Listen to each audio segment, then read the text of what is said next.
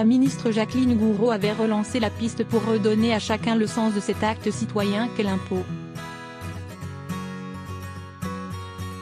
Matignon ferme la porte.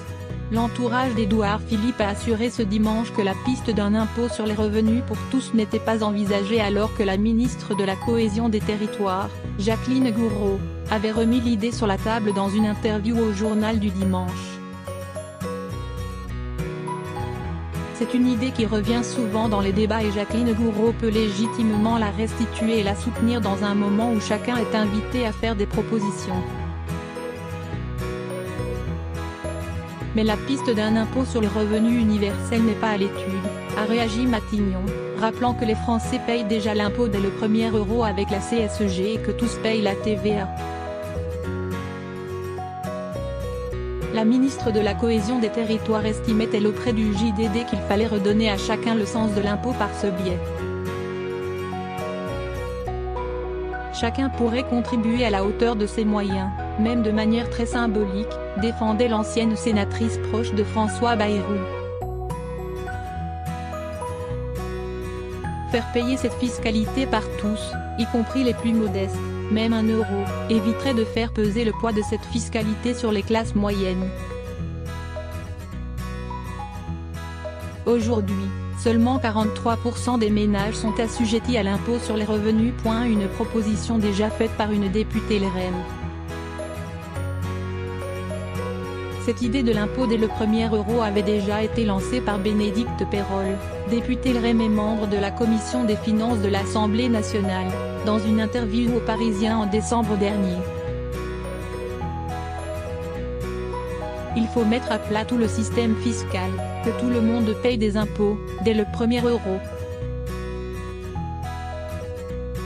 C'est important, car l'impôt sur le revenu sert de lien avec l'État. Il faut aussi revoir les tranches de l'impôt pour que la répartition se fasse mieux, estimait-elle.